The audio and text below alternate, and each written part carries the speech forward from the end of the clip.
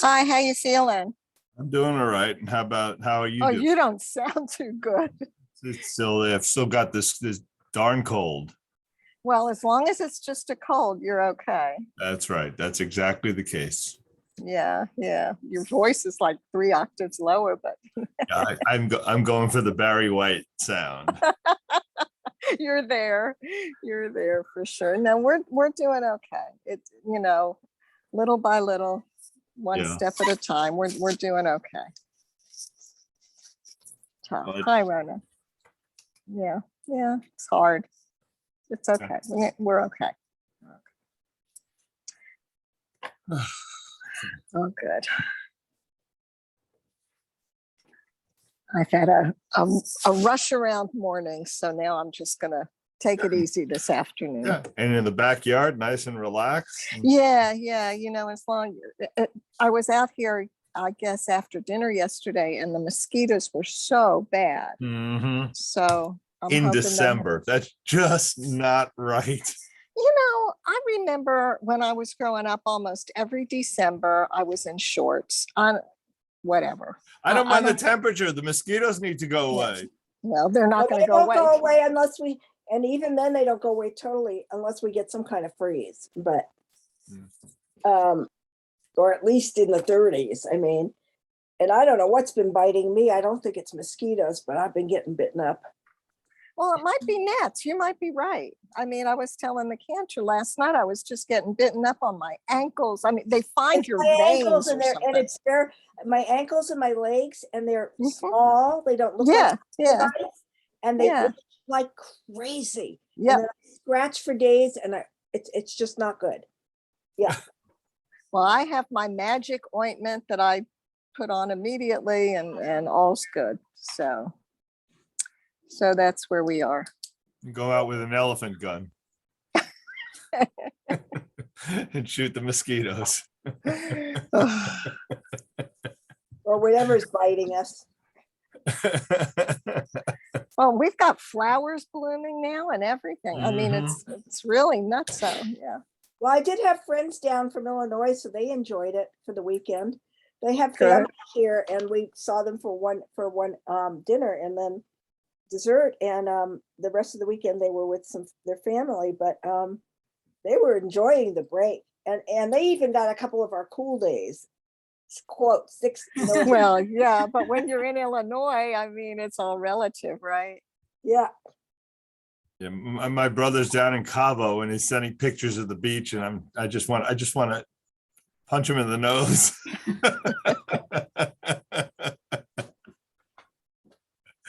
Well, it's all relative. We're the place some people come to visit during the winter. And it is what it is. they haven't done it in years, but they do have family here, and so it makes. And one year they made the mistake of driving, and they got caught going back in Oklahoma in a snowstorm. Oh, God. So they flew. Well, my God, I saw a little bit of the news this morning. There was another huge storm that went through the Midwest. Yep. Tornadoes or Yep. oh wow. They said that's probably from global warming too. Yeah. An interesting report I was seeing the other day. Well, it's not just the global warming doesn't cause it; it just intensifies the tornadoes. Right, But it was also talking about the fact that Tornado Alley itself has moved east. I saw that. Oh. Yeah, I saw that because it was Oklahoma and Kansas. Yep, it's moved east. They're not sure why.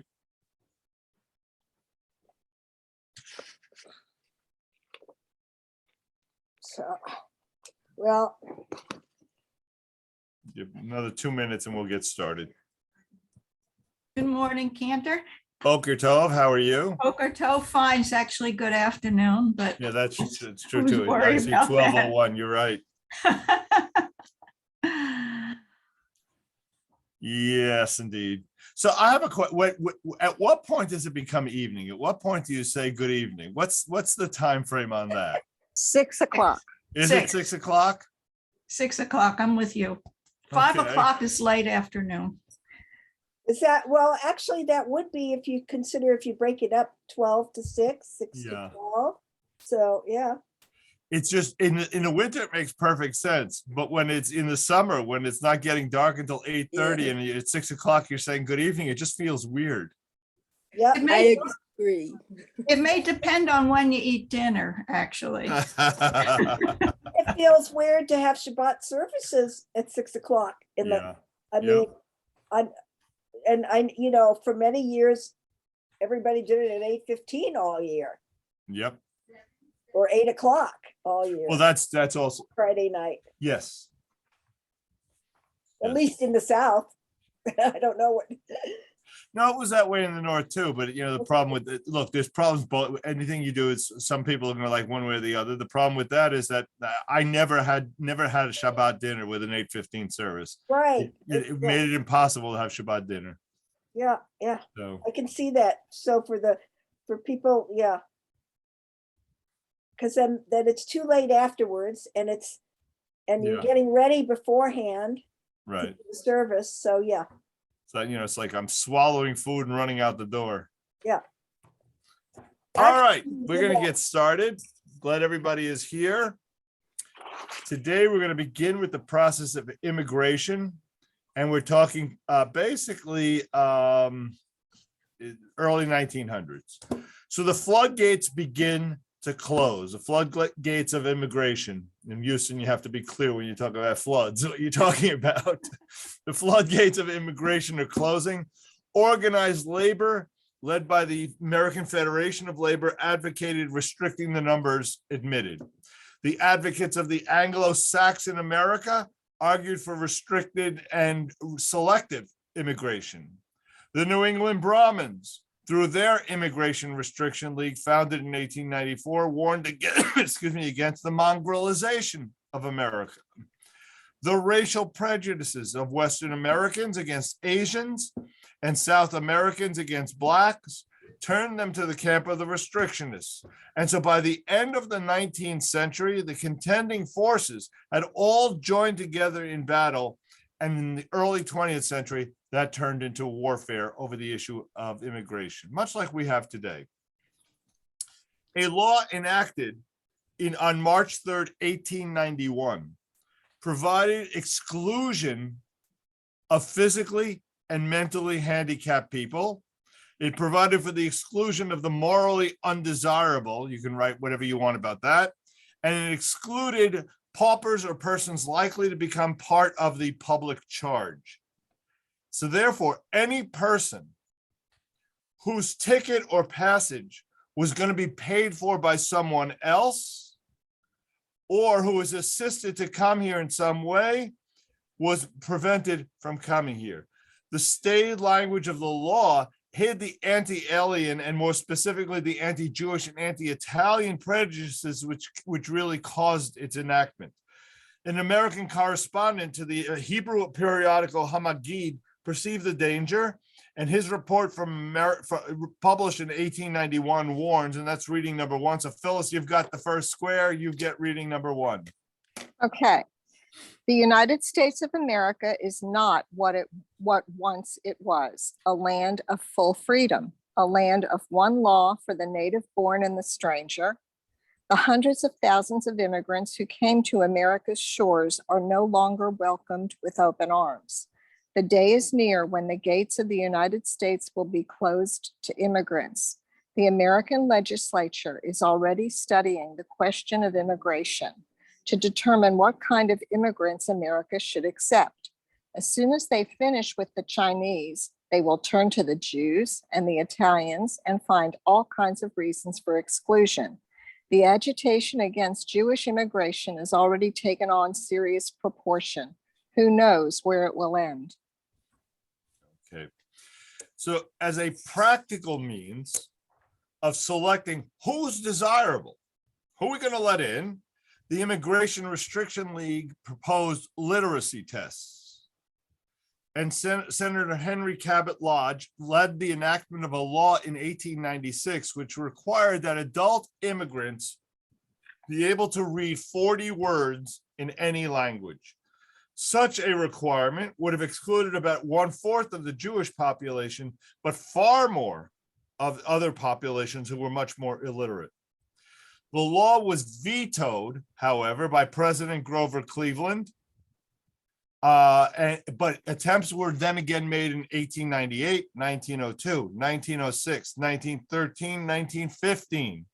The first three were defeated in Congress, and the latter two were then later vetoed by Presidents Taft and Wilson.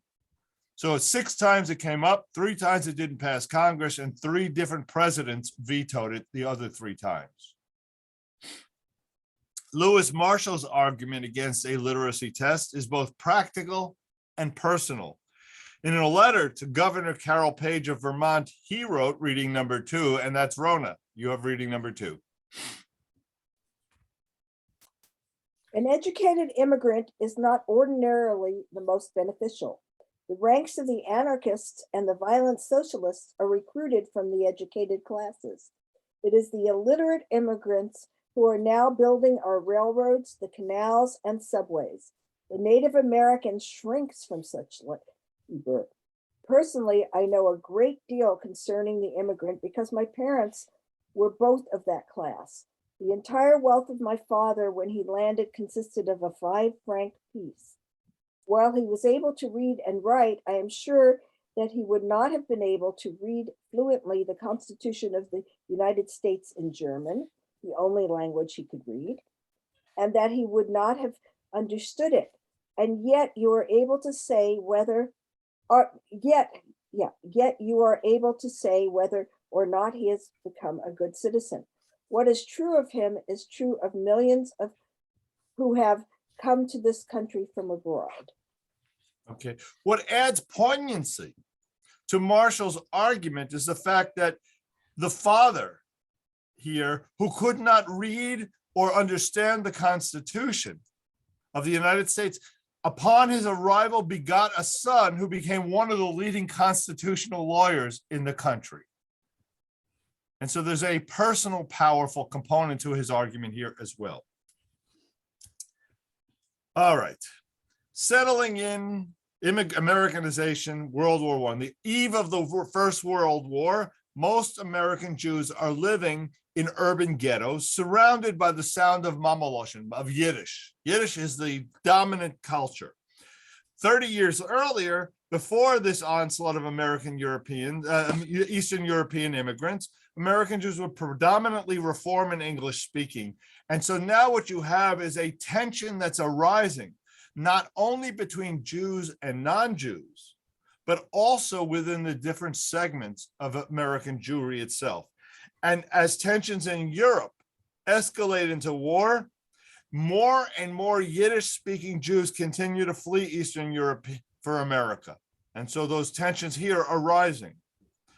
World War I itself was a catastrophe of the first order for the Jews of Eastern Europe, bringing the nightmare of military occupation along with expulsions, hunger, fear, and all the terrible things that come with war and being a minority. Jews and other civilians suffered as opposing armies scourged the shtetls and the villages along the Polish and the Russian borders, causing dislocation of people, causing economic ruin. You know, we look at Kentucky right now as one little town, and we see what's happened in the disaster. That was widespread. Economic ruin, dislocation of people, no homes, everything all over the place. Families were stranded, families were divided. Some families tried to reunite by emigrating to America, and some simply just wanted to get out of a situation that was untenable for them. So the wave of immigrants continues, albeit at a slower pace. As early as 1914, the American Jewish community mobilizes its resources to assist the victims of the European war. There's a cooperation that had not yet been seen here, and the various factions of the American Jewish community, those who were native born and those who were immigrants, those who were Reform and those who were Orthodox, those who were secular, those who were socialist, they all coalesced into form what eventually became known as the American Jewish Joint Distribution Committee.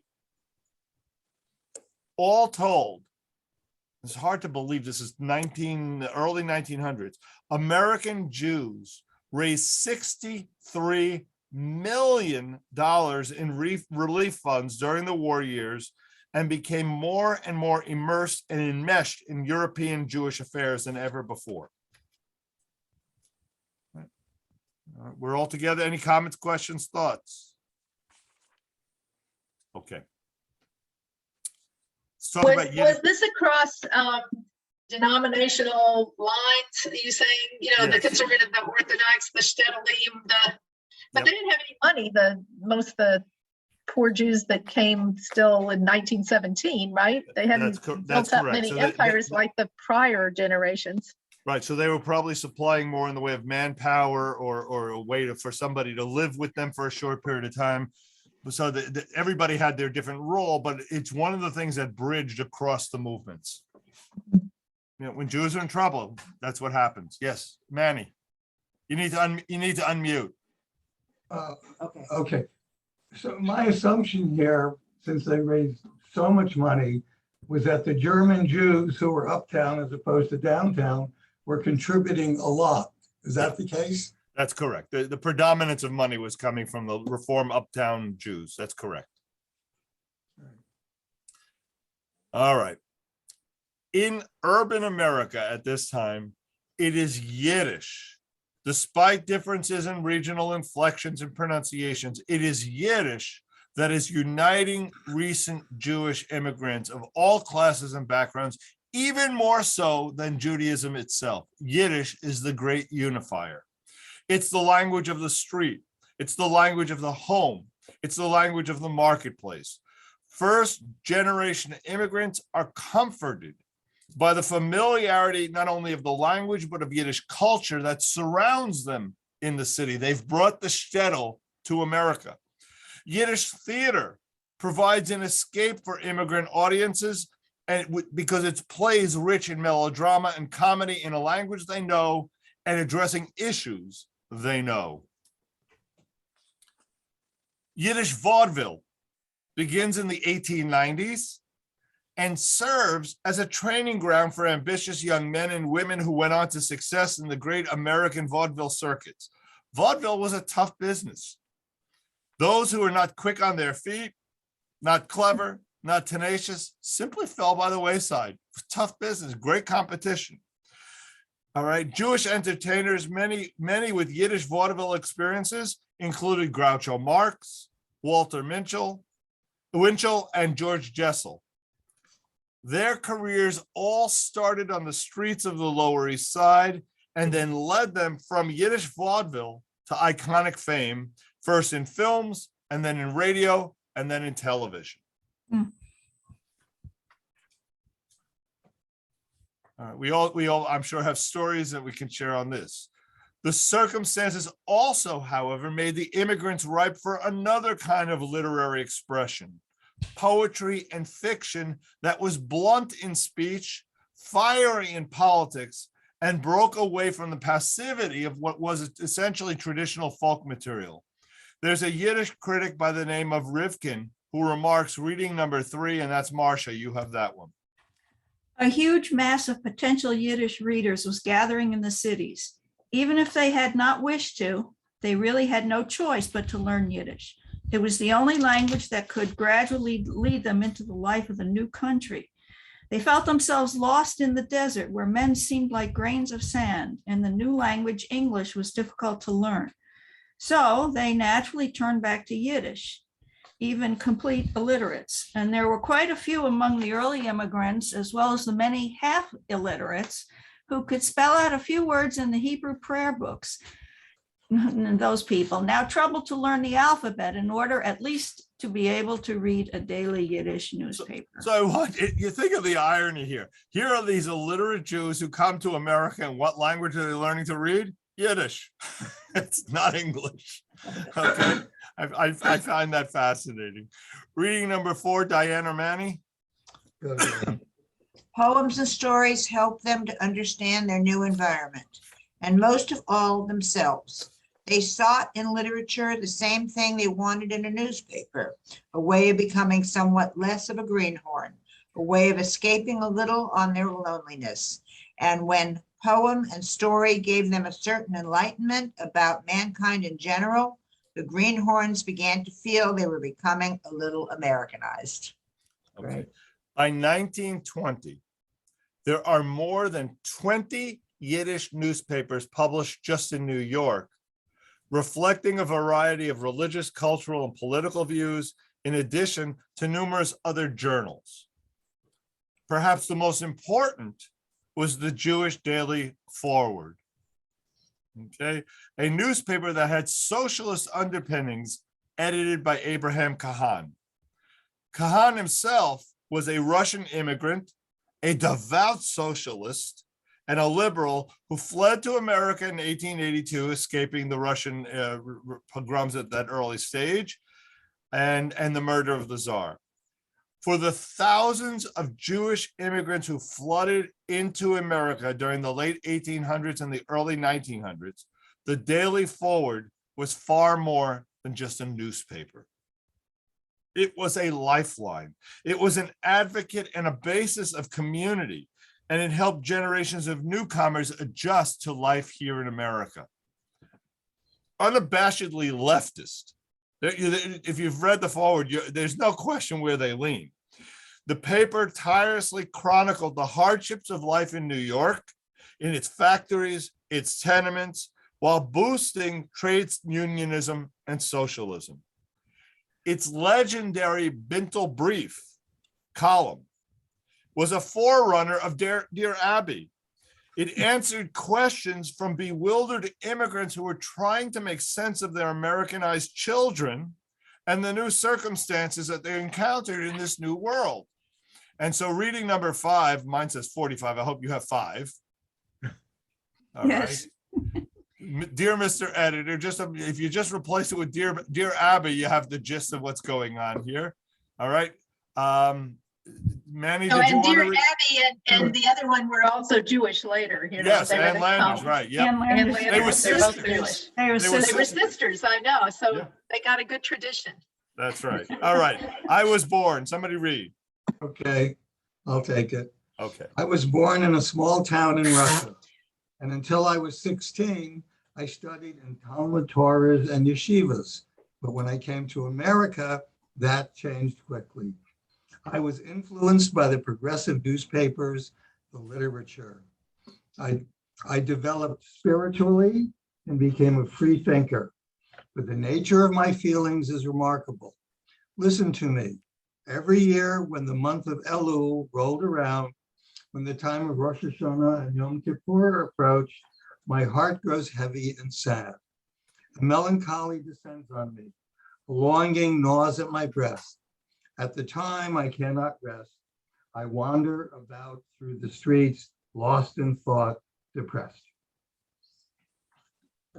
Okay. Sandra, you want to continue? When I go past, oh, Go.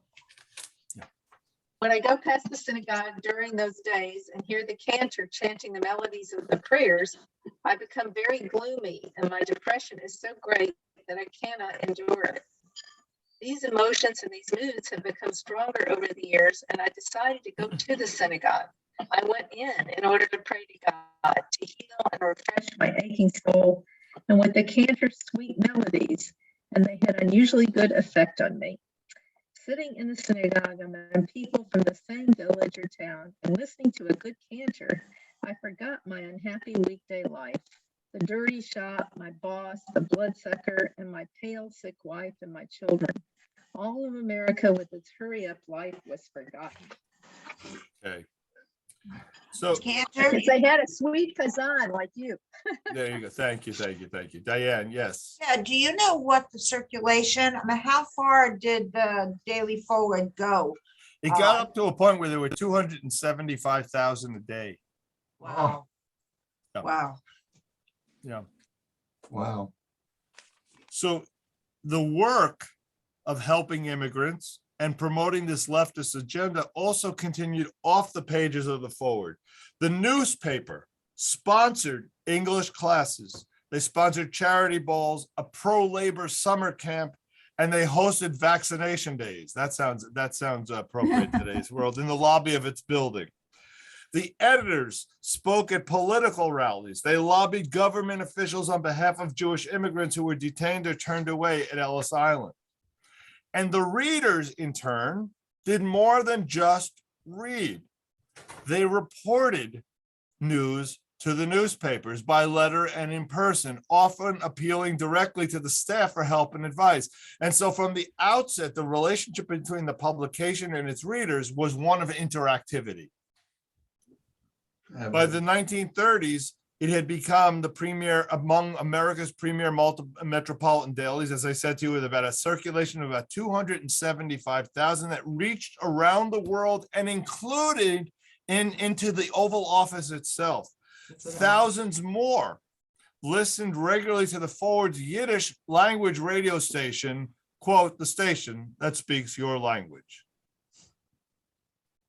Great. So you have a sense of the Yiddish culture and its influence. Yes, Phyllis. Yeah, we've talked a lot previously about the division between those Jews who were already here and the new immigrants of the 1880s forward. Right. And Yiddish was Yiddish a divisive factor in that split? Did those already here take to the forward, take to the socialism, take to the Yiddish language? Probably not. But if you realize by this point, those who are still here represented 10%. By that point, only 10%, their influence is much less. Okay, so you're right. Yeah, You're right makes to, sense. Yeah. You're right to bring up that distinction. But now the predominant numbers are the new immigrants from the Russian world, Russian-Polish world. World War I officially begins in July of 1914, but America doesn't enter until April of 17. Once they do enter, for the young male Jewish immigrants, the war provided a way to hasten Americanization. Ironically, many of them had left Eastern Europe to avoid service in the Tsar's army, and yet nearly 200,000 Jews served in the US Army during the war. Living and fighting together provided an opportunity for large numbers of young men of different religions and backgrounds to discover one another and to become Americanized in a far swifter and more visceral way than citizenship normally would be established. All right. And I read a book on Israel recently about the ways in which their economy has grown and advantages to having a draft. Obviously, I'm not here promoting a draft. That's not my goal. But once you have it, the advantages in Israel that they have because of that is people who are poor and extremely bright are often introduced in their days in the army to people with money who are bright and looking for bright people, and therefore the ability to move across economic lines is far greater in that society than it would naturally be here in America. Because those who are bright are introduced to opportunities and introduced to people. 3 days after the U.S. entered the war, the Jewish Welfare Board was established. It's as an agency officially recognized by the War Department. The Jewish War Board supported Jewish soldiers by training and furnishing chaplains and organizing religious services at military bases and hospitals. By 1917, Rabbi Mordechai Kaplan, the founder of Reconstructionism, rallies American Jews to enlist, and he says the following: the ideal for which we are fighting is to suppress the great bully and outlaw among the nations, the German government. As Jews, we owe it to America to stand by her in her hour of trial. Jews bought into the American battle at this point.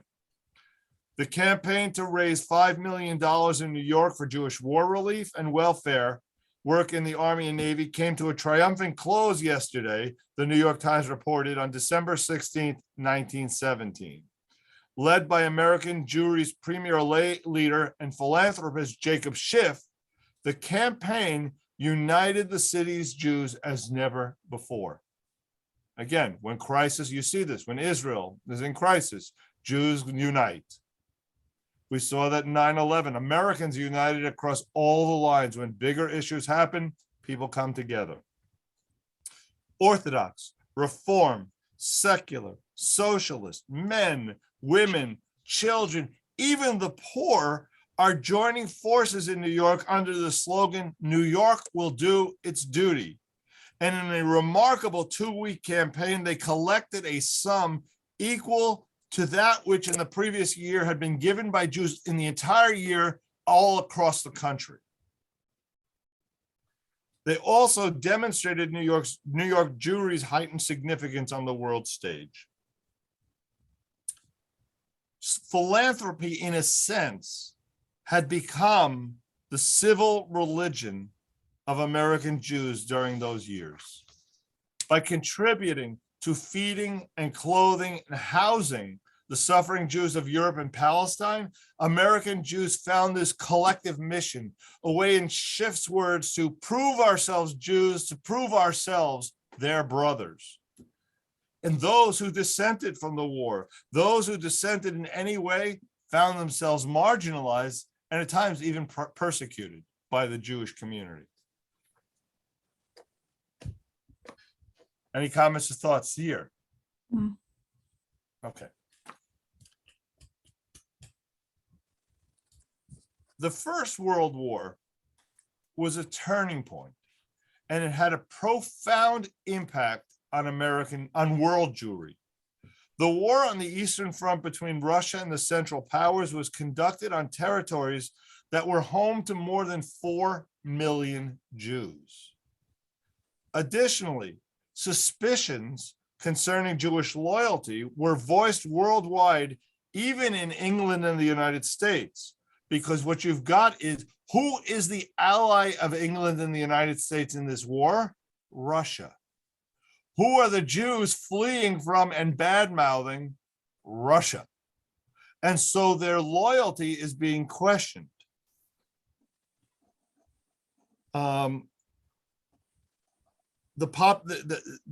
population in the armed forces, the Jews constituted 3.3% of the population and furnished up more than 4 to 5% of those in the armed forces, up to 250,000 Jewish soldiers and sailors. Just for a state of obvious, there was nobody in the Air Force.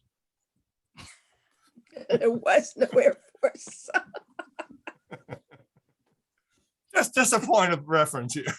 There was no Air. Right, that planes, right.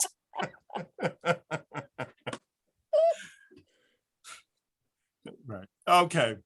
To thwart those who doubted their patriotism, Jews began to carefully document their contributions. Records were kept concerning every Jew in the military, listing 1,500 commissioned officers by name. And Jewish newspapers memorialized the 3,500 American Jews who died in the struggle. Shift change to Zionism here in America. Zionism, a movement which began in the 19th century, seems to have hit a brick wall by 1914 by the war.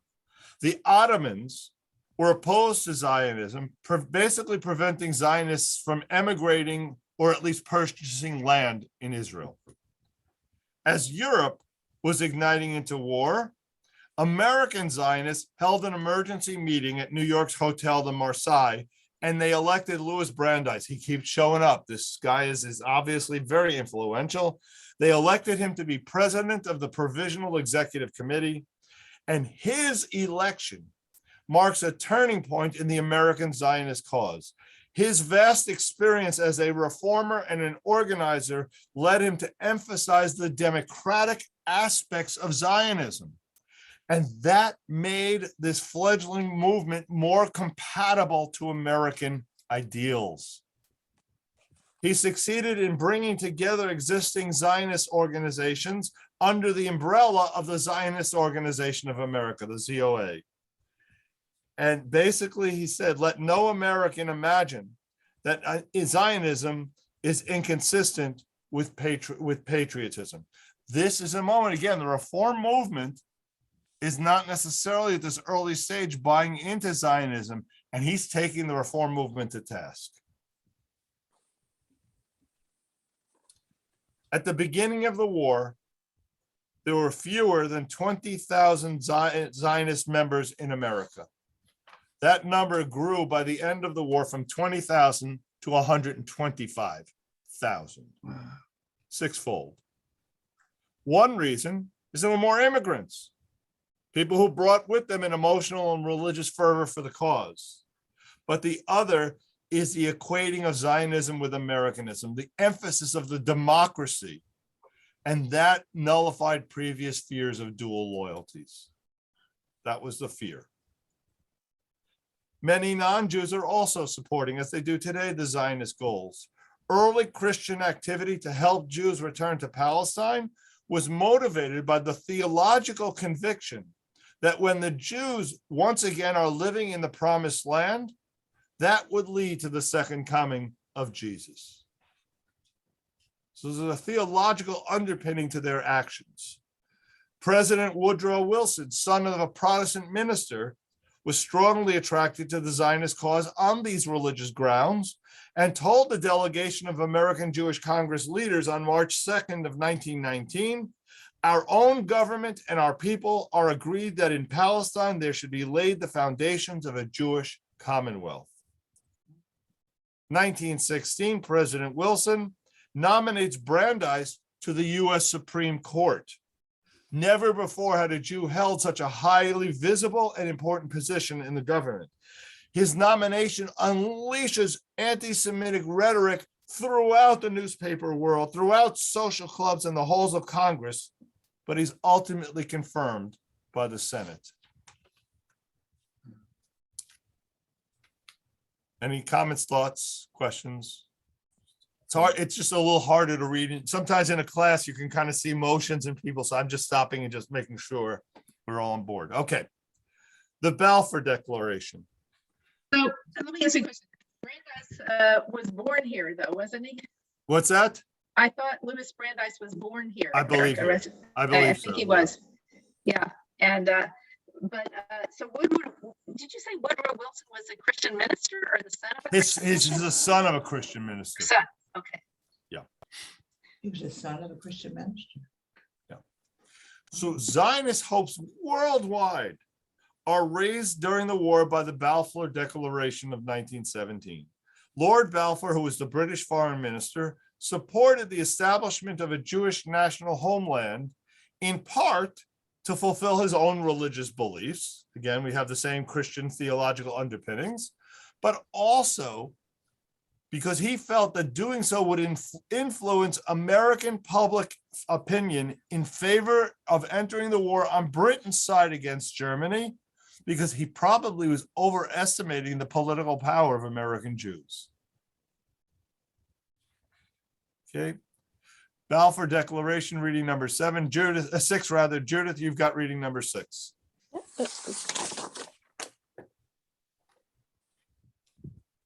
Oh, I thought I was muted. Reading number 6. His Majesty's.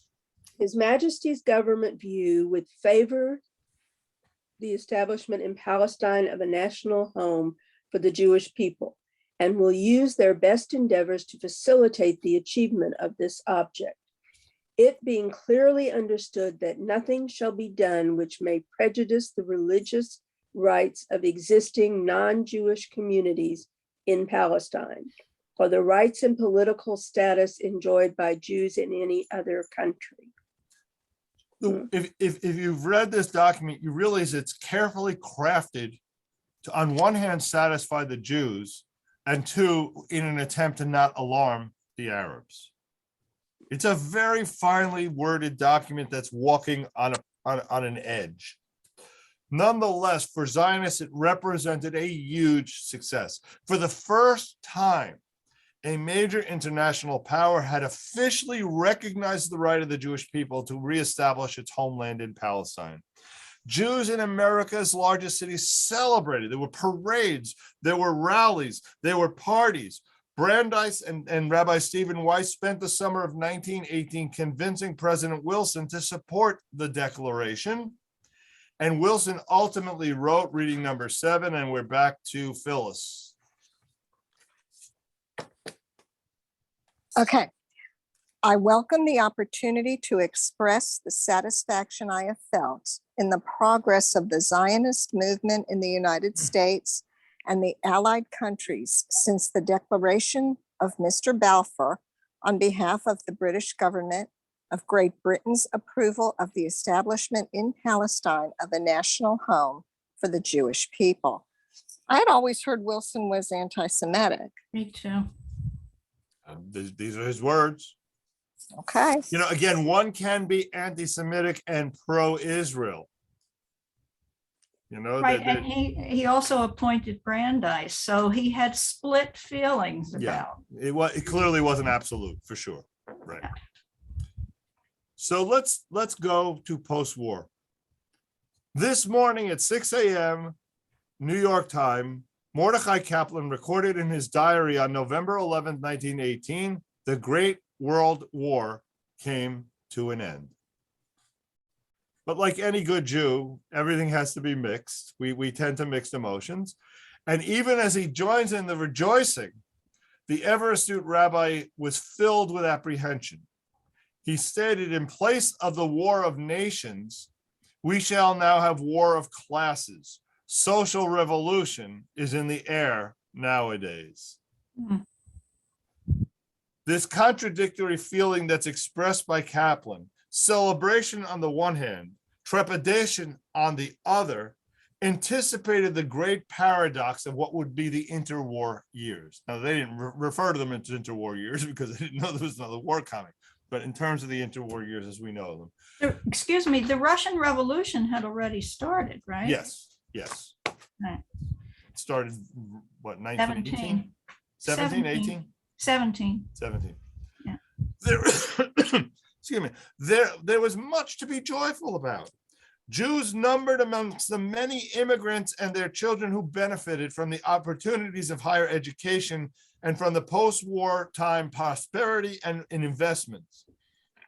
And as a consequence, they bounded in this broad middle class where they worked in white-collar positions as professionals, as clerks, as shopkeepers and salesmen.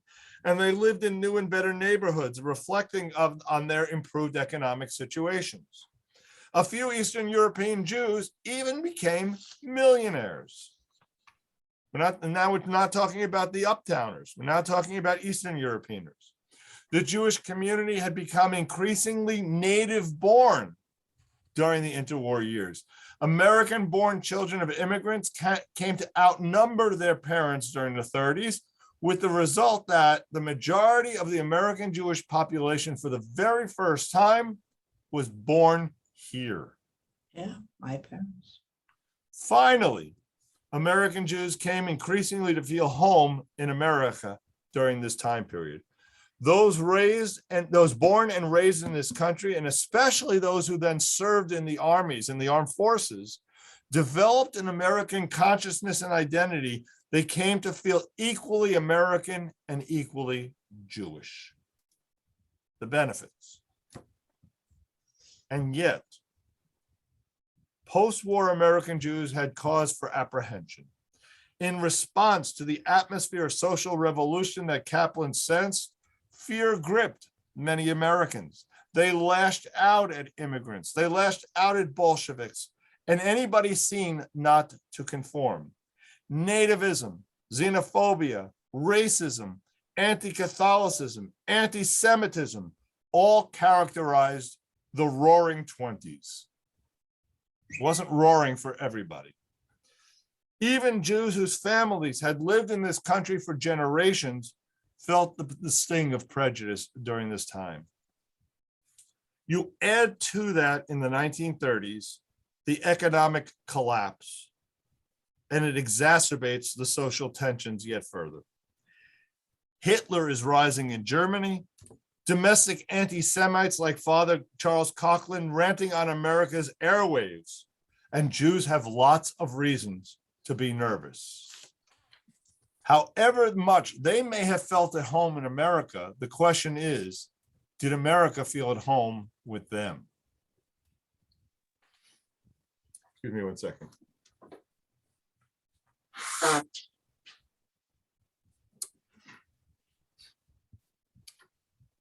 Excuse me. Immigration restrictions are now being revisited, and they seek to restore the nation's ethnic mix to its 19th century white Protestant character, aimed directly, though by no means exclusively, at Jews. The House Committee on Immigration receives a report produced by William Carr, the director of the Consular Service, and approved by the Secretary of State, that describe Jews who desire to migrate to the United States as, among other things, being undesirable, of low physical and mental standards, as filthy, as un-American, and often dangerous in their habits.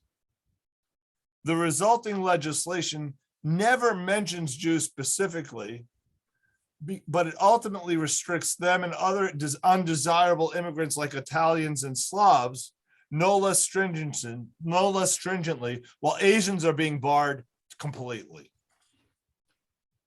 Lewis Marshall again states the hatred of everything foreign has become an obsession in America. The National Origins Immigration Act of 1924 strengthened the emergency measures that confirmed Marshall's worst fears. It imposed country by country quotas set at 2% of each nation's population, not, by the way, from 1920, but 2% of the population from 1890. Crazy.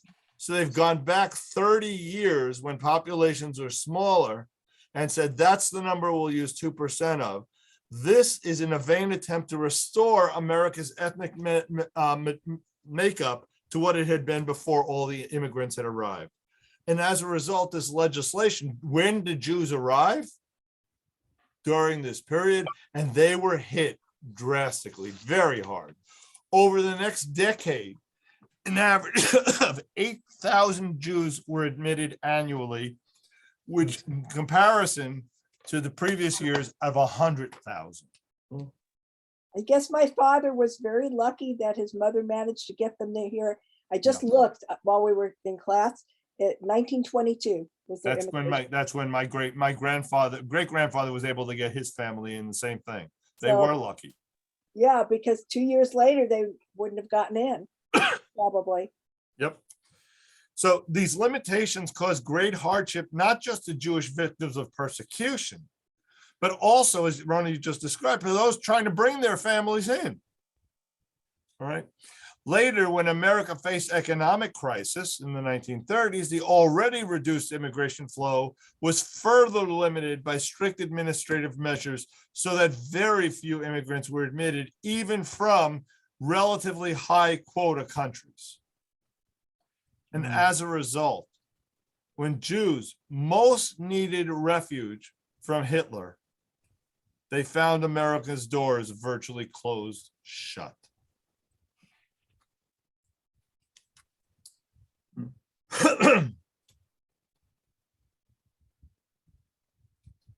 The debate over this background of heightened anti-Semitism leads to a shaking of the Jewish community's confidence and its strength, its unease and apartness. As Americans grow disillusioned with internationalism, they're fearful of the Bolshevik subversion. They're fearful that foreigners would corrupt the nation's values and its traditions, and manifestations of anti-Semitism once again rise precipitously. Within 3 years of following the close of the war, the president of the CCAR, the Reform Movement, gravely reported there was perhaps more anti-Semitic literature published and distributed in the United States than at any other period previous. What made this literature that's being distributed so insidious and so incendiary was that it borrowed the support of a national hero, Henry Ford.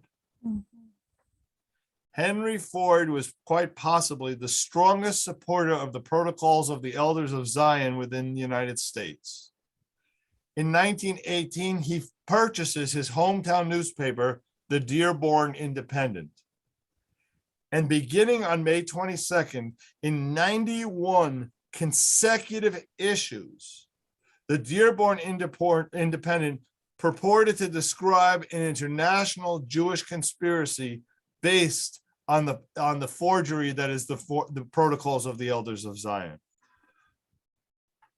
He writes and composes 4 volumes entitled The International Jew, drawn from the series, reprinted, and the charges and disseminated, and hundreds of thousands of copies are distributed. From the Dearborn Independent, there's a series of readings. So let's just everybody take one row, and I think you're next, and everybody will just go around them. Everybody can read one. This is over the course. You can see the dates on when they're written. It's really the course of about a year. Okay, so just the first paragraph? or- Right, the common criticism. The common criticism made against President Wilson that he played a lone hand and would not avail himself of advice can be made only by those who are in ignorance of the Jewish government, which continually advises the president on all matters. Okay, Marcia? While the president is supposed to have been extremely jealous of his authority, this view of him can be maintained only by remaining blind to the immense authority conferred on members of the Jewish government. It is true he did not take Congress into his confidence. It is true that he made little of the members of his cabinet. It is also true that he ignored the constitutional place of the United States Senate in the advisory work of making treaties. But it is not true that he acted without advice. It is not true that he depended on his own mind in the conduct of the war and the negotiations at Versailles. Okay, Manny? The Jews' determination to wipe out from public life every sign of the predominant Christian character of the United States is the only active form of religious intolerance in the country today. Not content to the fullest liberty to follow their own faith in peace and quietness in a country where none dares make them afraid, the Jews declare that every sight and sound of anything Christian is an invasion of their peace and quietness, and so they stab it out whenever they can reach it through political means. Okay, Aye. Diane? Yeah, have to turn it. Okay, hold on. Wait a minute. Diane? Yeah, Oh, chief among them, B'nai B'rith activities, is the work of the Anti-Defamation League. This Insight Committee and every lodge attends to the espionage work necessary to keep the Grand Lodges informed as to what is going on with reference to Jewry in the United States. In its work, the Anti-Defamation League always takes the offensive. Wow. Okay, and then Sandra.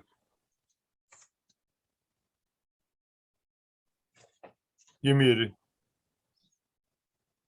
Could I just add something to that on the B'nai B'rith, Yes, on the Anti-Defamation League? They're using the word Grand Lodges, I think, is picking up on Freemasonry, Yeah. which was always considered insidious and underground and undermining things. fair enough. Thank you. Yeah, Freemasonry was another cult, supposedly. They didn't use that word, but. Sandra, you're breaking up, so Oh, sorry. Okay. Yeah. Can you hear Go me ahead. now? yeah, it's go ahead, read, but because we've got it in front of us, but it is The breaking question up. arises whether it is patriotic for Mr. Louis Marshall to implant into the minds of his foreign-born co-religionists the idea that this is not a Christian country, that Sunday law should be opposed, and that the matter and custom of the native born should be scorned and ridiculed. The effect has been that thousands of immigrant Jews from Eastern Europe are persistently violating Sunday laws in the large industrial centers of the country, that they are hailed to court, lectured by judges, and fined.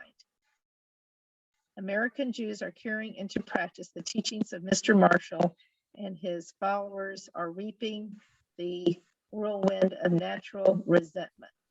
Now, this is just a series of them. If you realize, I said to you there were 91 consecutive days in which articles like this were written. Throughout, I'm sorry? Okay.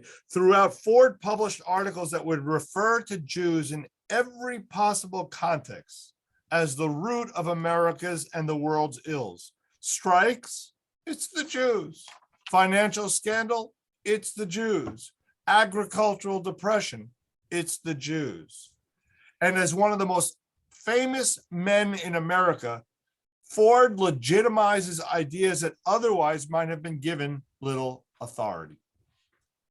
Germans at the Nuremberg trials years later credited Ford's International Jew as a source of their anti-Semitism.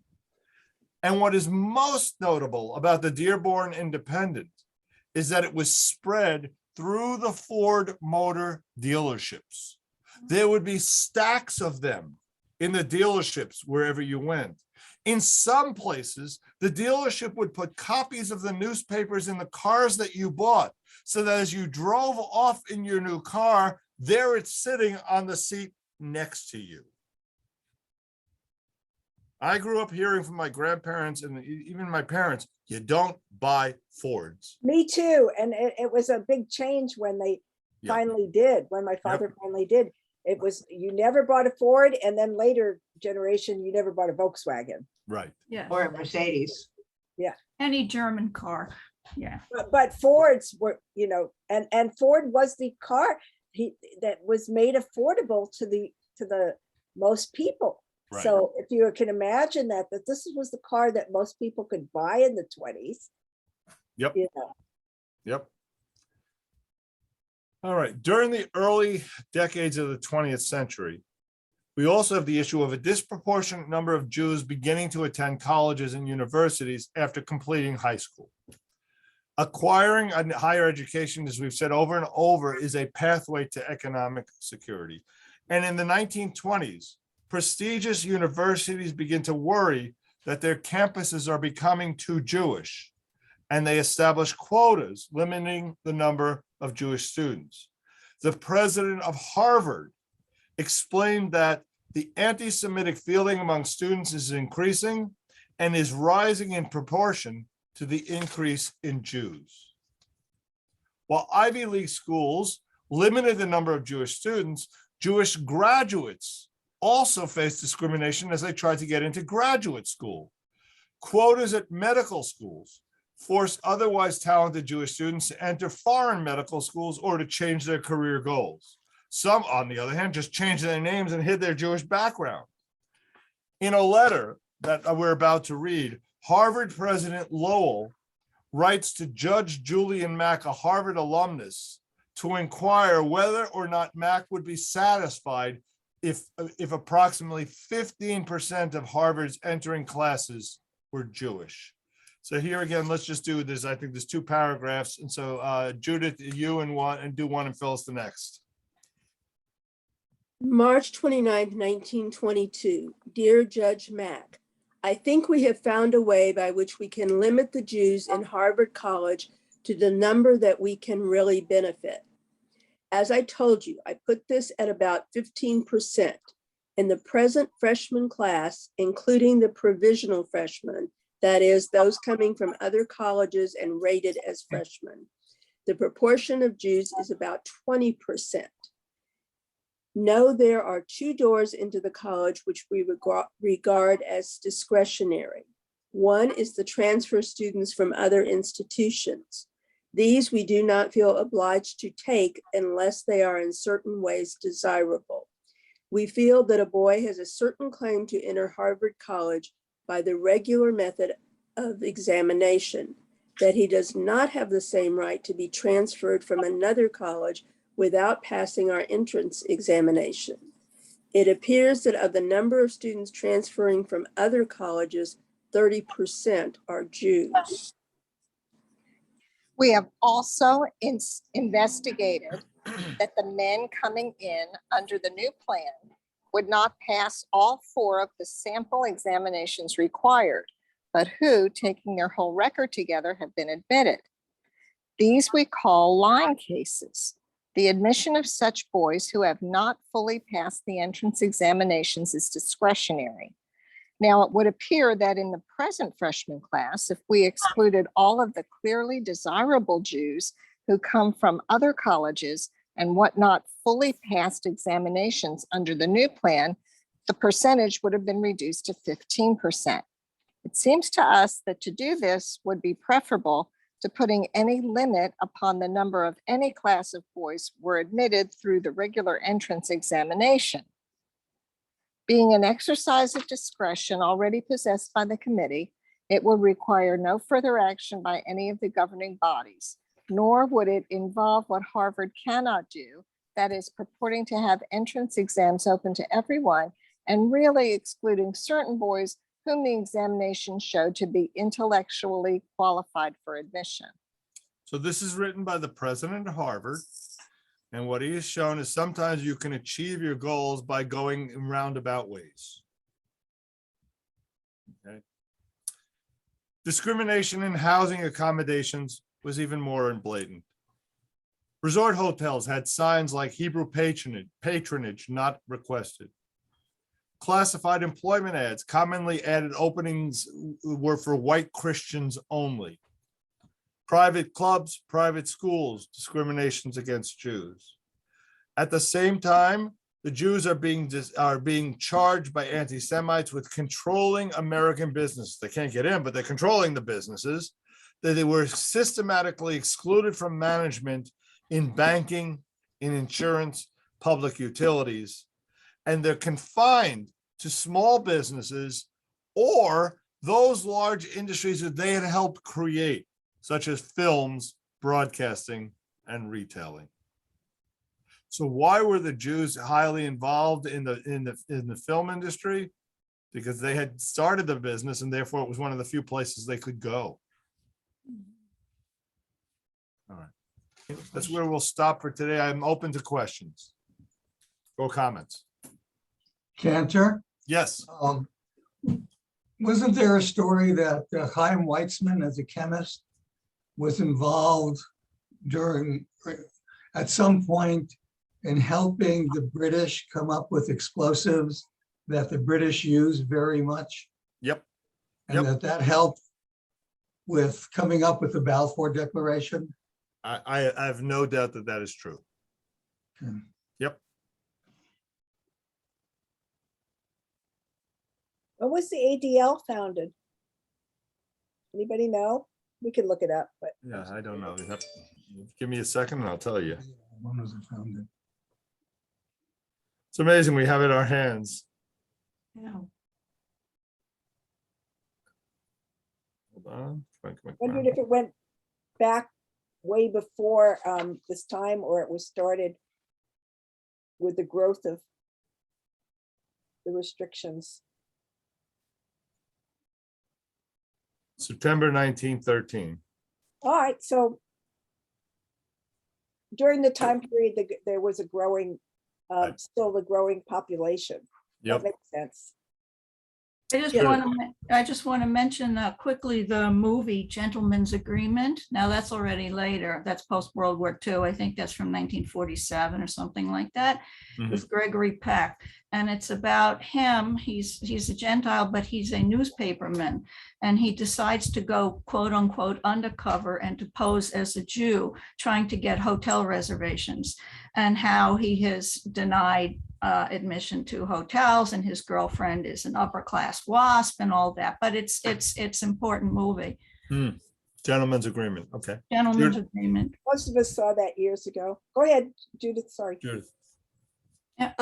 Yeah, my question was, what were Jewish organizations like ADL, B'nai B'rith, any of those that were already in existence in the 1920s, 30s, and so forth?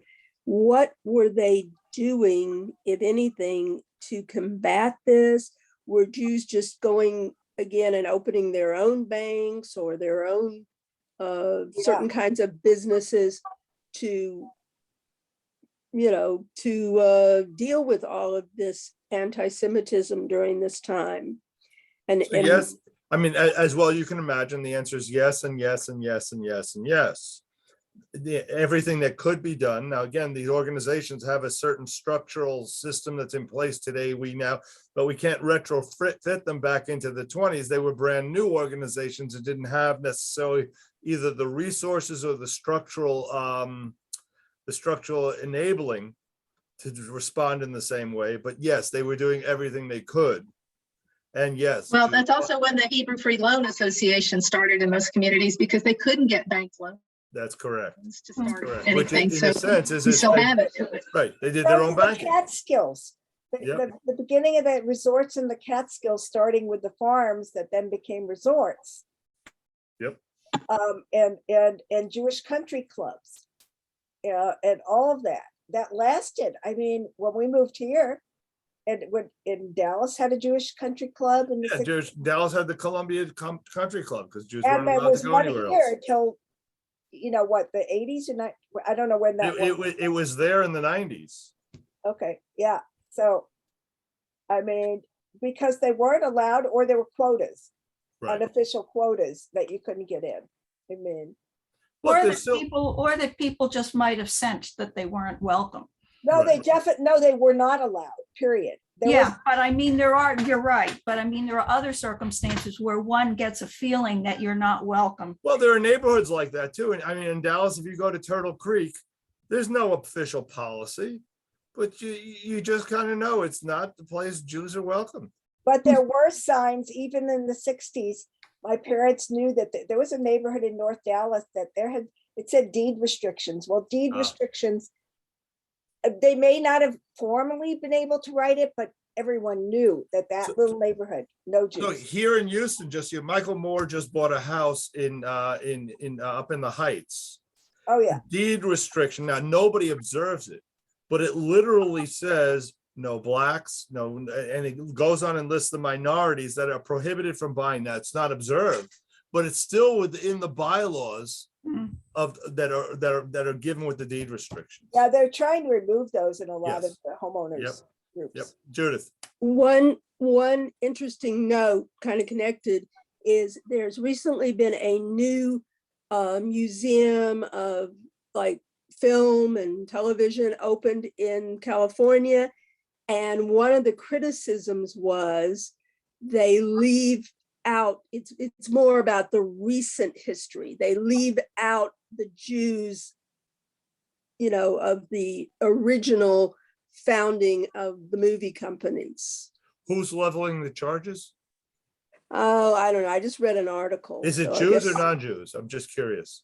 I don't know who wrote, I don't remember who wrote the article. Okay. It may be Jews, but it is interesting that was one of the criticisms, that they're dealing with more, although they do have Spielberg in there, and of course, but they're dealing with the more modern, movie industry. And even though it's supposed to be a museum of history of the film industry. It's selective history. Yeah. All Yeah. right. Thank you all. So we're going to take a couple of weeks off. We'll continue back in January. I hope Okay. everybody has a chance to catch their breath and breathe a little bit and enjoy some slower times. One of the nice things about the Christmas season is you go into stores and people are generally nicer to you. So enjoy that moment. That they're Mark. so busy. Who goes into stores this time? That's of also true, right? year? Cantor. Oh, Cantor, I found I've missed, unfortunately, for various reasons, about half of the first 6 Okay. classes. I found the first one on YouTube, but I haven't found the others yet. There should be That there should be a number of them on there. I saw a number. I don't know. It's not up to date, but there's a number on there for sure. Okay, all All right, right, I'll if- keep looking. All right. And- And about YouTube channel, is that what? It's on YouTube. Go to Brit Shalom. Okay. Some of And, what, and does it have the readings attached to the assignments? Because I missed some of those too. The readings, send me an email and I'll send you the readings. Okay, Oh. thank you. Okay? Yeah, there was one, I don't remember if it was the very first class or something, where you had an additional reading to the one that was on the Brith Shalom Yeah, website. Let me, I have to go back and look. That's okay. I'll send you an email. Email later and, on. you know, over the next couple of weeks, I'll see if I can find it. So Yeah, some of what you covered today, I remembered, like the names from the anti-Semitism class. Yeah, there's So it's unfortunately, there's overlap. repetition, right, yep. Yeah, but it's nice that I remembered them. I feel good. I remember that. And then I thought, oh yeah, that was from his anti-Semitism class. Yep. Well, the whole Ford and Conklin, Well, right, all of that, it was like the names came back and, oh yeah. Yep. Like, why do I know that? Oh, because he covered that in the other class. all right. I wanted to tell Thank you all. Have a Thank wonderful, you. wonderful Happy day. New Year. Thank you. Happy New Year, Healthy New everybody. Year. Happy New Year.